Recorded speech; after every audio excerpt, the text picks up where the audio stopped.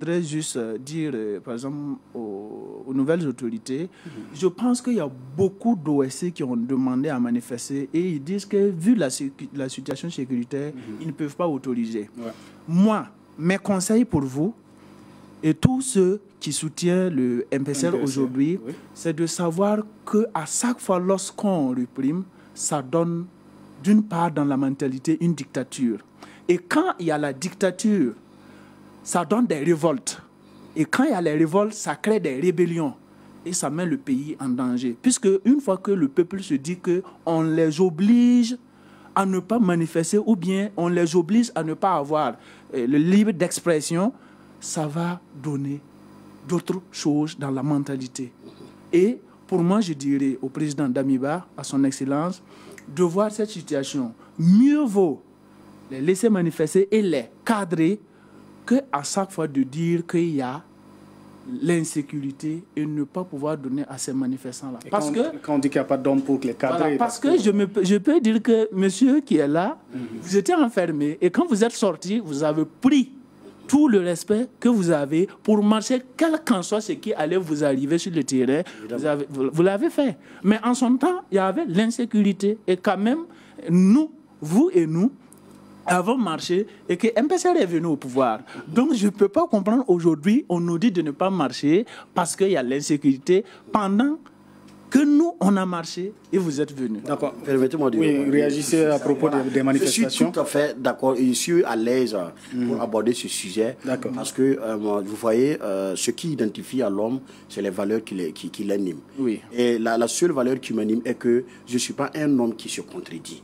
Moi, l'autre, quand je prends une position, c'est pour aller voir le terminus. Je ne pourrais pas m'asseoir sur votre plateau ce soir, dire que je suis pour qu'on refuse des manifestations à des gens qui ont fait des demandes. Je ne le ferai pas. Parce que hier, j'ai lutté contre ça. Donc, c'est dire que je suis pour ça aujourd'hui, c'est de me contredire. Et ça, ce n'est pas une valeur. Mais je dirais en même temps que chaque chose doit avoir de la manière. Si aurait été une autre personne, M. Sawadro, si c'était son organisation qui demandait une autorisation de marcher ou de faire une manifestation, je l'aurais soutenu. Mais le même MPP qui nous a refusé l'autorisation de marcher hier, s'il demande une autorisation aujourd'hui, qu'on ne lit même pas la demande. Il ne faut même pas la lire. Parce que c'est les mêmes qui nous ont détractés hier, c'est les mêmes qui nous ont emprisonnés, et c'est les mêmes qui ont payé des voyous hier pour qu'ils passent faire des casses au niveau de la mairie, et puis après mettre derrière notre dos pour nous envoyer à la Macron. Là, c'est une vengeance. Donc, c'est pas une vengeance. C'est loin d'être ici, c'était une vengeance. Depuis l'avènement du MPCR, là, s'il y avait cette envie de venger, vous-même, vous avez toujours constaté. Est-ce que quand le MPCR est venu, c'est quel acte qu'il a posé sur le terrain qui montre qu'ils veulent se venger de quoi? Et puis, se venger de qui ou de quoi? C'est pour vous dire, quand vous êtes au sommet de l'État, il faut faire preuve d'humilité et de sagesse. Il faut savoir qu'on est là pour gouverner la population et non pour se faire gouverner par la population. Donc, c'est de vous dire, je suis entièrement d'accord avec vous, mais si c'est le MPP, même demain, s'ils fassent une demande, qu'on les refuse et prendre les dispositifs nécessaires pour les empêcher de marcher. Comme ça, ils sauront que ce qu'ils ont causé hier, c'est ce qui... Mais la question que je vous pose, c'est que vous parlez de la réconciliation. Là, moi, je vous pose les questions. Oui, évidemment. Vous allez comme c'est un débat. Oui, d'accord. Elle ne pas de la réconciliation. Ok, oui. Actuellement, pour moi, je dis que c'est une bonne idée quand on parle de la réconciliation. Vous savez que le pays ne peut pas avancer sans cette réconciliation-là. Je suis d'avis. Et vous savez, lorsqu'on a des rancunes entre nous, c'est difficile de gérer. Regardez, prenons l'armée.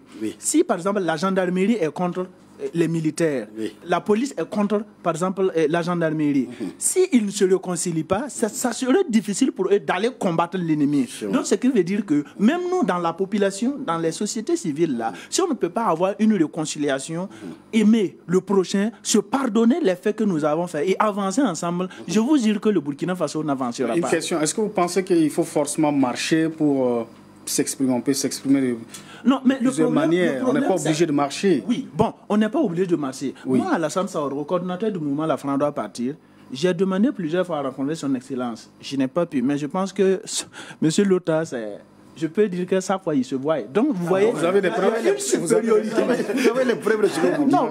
Moi, je ne suis pas un membre du gouvernement du MPSR. Non. Je suis un citoyen burkinabé comme vous. Je suis d'accord. Donc, si vous n'arrivez pas à voir le président, mais pour quelle raison? aussi que moi aussi, je n'arrive pas à le voir. Peut-être qu'il a son agenda. Revenons à notre sujet. Oui, rapidement. Sont comme nous. Voilà, c'est par rapport à on sent qu'on est sous-estimé, on n'est pas considéré, ça fait mal au cœur. On ne peut pas transmettre le message qu'on a. Donc, il faut sortir dans la rue pour transmettre ce message. Donc, ça devient compliqué. Justement, je dis et je le redis, si ça vient de vous, le mouvement de la France doit partir. C'est normal qu'on vous accorde cette autorisation et vous écoutez. Si quelqu'un prend la réconciliation, si quelqu'un l'a fait, que ce soit à la télé, à la radio, sur ma page Facebook, durant les 7 années du président Roch Kaboré et du MPP, c'est bien moi. Et les preuves sont là. Vous pouvez aller vérifier dans les archives. Le président Roch Kaboré et les MPP, ils ont eu la chance de gouverner ce pays 7 ans.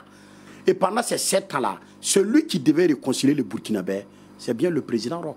Vous-même, vous avez constaté. Effectivement. Ces gars-là ont tout fait, sauf la réconciliation.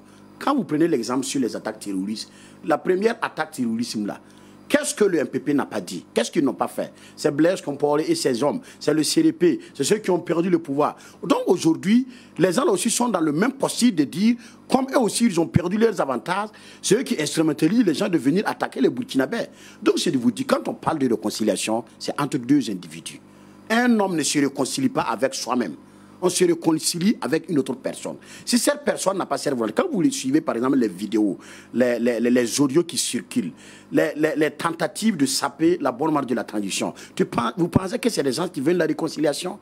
Chaque jour que Dieu fait, comme nous avons perdu nos avantages, comme on n'est plus au pouvoir, comme nous avons nos projets, et puis que ça n'a pas marché, il faut tout faire pour que les militaires ne réussissent pas leur mission. Moi, je n'appelle pas ça de la réconciliation. Si l'ensemble des Burkinabés veut qu'on se réconcilie, que tout le monde sache que c'est un gouvernement d'exception. C'est un coup de force qui a été effectué. C'est une prise de responsabilité.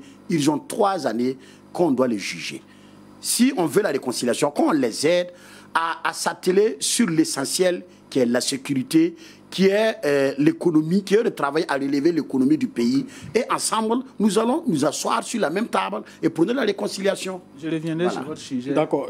Rapidement, la coordination des OSC qui appelle à la libération complète de l'ancien président. Il menace même d'étendre la lutte aux 45 provinces. Est-ce que vous ne pensez pas que c'est une mise en garde assez osée? Bon, quand le gouvernement... On vient de terminer avec ce sujet. Oui. Si le MPP sort la coordination des jeunes, je pense que c'est le même sujet. C'est le même sujet. Si on dit que le président Kaboré, il n'est pas en détention, bon, je ne pense pas que c'est inutile encore ce qu'ils veulent faire.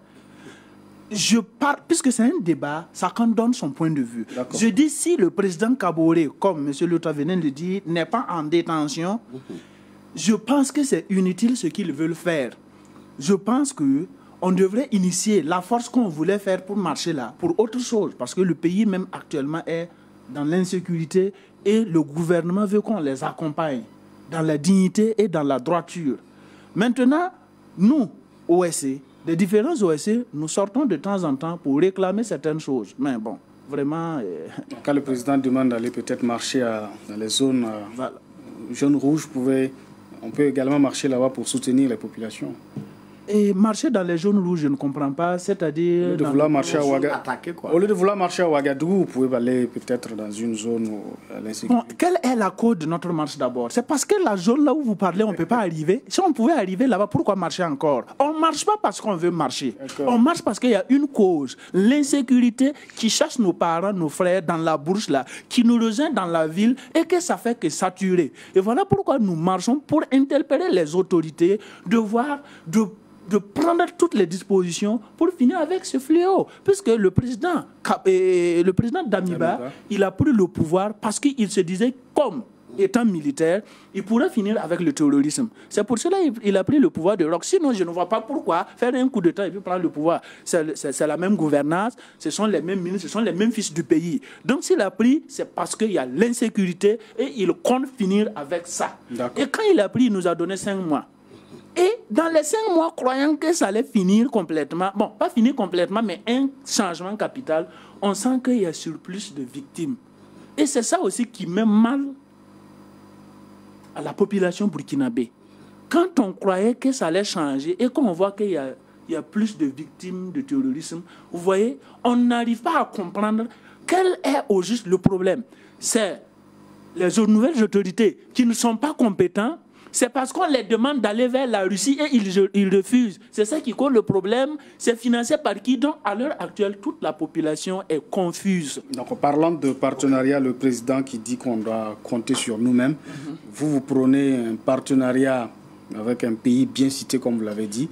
Est-ce que vous pensez qu'il faut forcément collaborer? Très bien. Pour moi, j'ai créé le mouvement La France doit partir. Je n'ai pas dit Russie doit venir, ni la France doit rester. Non, écoutez quelque chose, il faut qu'on soit clair. C'est la France doit partir. Et si le président même ne veut pas que moi je chasse la France là, il faut qu'il m'arrête premièrement avant que ma lutte puisse terminer. Parce que je ne vais pas... J'ai créé le mouvement avant son arrivée. La France doit partir. Si aujourd'hui, nous et d'autres mouvements réclament la coopération du Burkina avec d'autres partenaires comme la Russie, c'est parce qu'on voit que ça fait que prendre de l'ampleur. Et il n'y a pas de changement. Mais d'autres pays aussi qui ont vu les mêmes situations ont coopéré avec la Russie et qu'ils ont eu des changements qu'on, je ne vais pas citer, vous-même vous le savez. Si aujourd'hui, nous demandons au président d'Amiba d'aller vers la Russie, c'est parce qu'on aime la Russie. La Russie ne va pas venir combattre pour nous. Permettez-moi de réagir. Voilà. Oui, allez-y. Voilà, je vais réagir par rapport à la coopération, oui. burkina-russe là. Mais avant tout, j'aimerais revenir sur un point là, qui est, M. Saoudro a dit que voilà, les nouvelles autorités sont venues parce que voilà, il y avait l'insécurité qui prenait de l'ampleur et que voilà, ils sont arrivés et lui, il a constaté autre chose. Il a constaté que l'insécurité est grandissante. Voilà, il n'y a rien de nouveau. Sur ce point, je pourrais dire que c'est pas exact parce qu'il y a un travail qui se fait. Vous savez, c'est des militaires qui sont à la tête du pays. Ce ne sont pas des civils. Et le militaire, c'est la stratégie. Le militaire, c'est le travail de terrain. Ils ne sont pas obligés à tout bout des champs sortir communiquer. Et ce que certains ne savent pas, chaque fois que les militaires communiquent par rapport à cette situation, ils communiquent directement avec les terroristes. Est-ce que vous comprenez? Et au début, quand vous suivez la sortie, quand vous avez suivi la sortie... communiquer directement avec les terroristes non, je vous dis, si il y a certains Burkinabés qui disent que le travail tiré qui ne se fait par les militaires, qui ne communiquent pas. Okay. C'est ça que j'ai dit. S'ils vont passer tout leur temps à dire, nous avons neutralisé tel terroriste à cette zone-là, voilà ce que nous voulons entreprendre dans les jours à venir. Puisque les terroristes là, c'est des humains comme nous. Mais c'est pas de ce côté le problème. Permettez-moi il va finir. Voilà, moi je vous laisse parler. Ok, non, il n'y a pas de souci. Voilà. Terminé. Donc, c'est de vous dire qu'à chaque fois, si le gouvernement doit sortir communiquer, ça met à mal leur stratégie qu'ils vont déployer sur le terrain. Ça, c'est un. Deuxièmement, je vous ai dit, il y a un pouvoir qui a été déçu. Et les cadres de ce pouvoir-là n'ont pas digéré leur départ.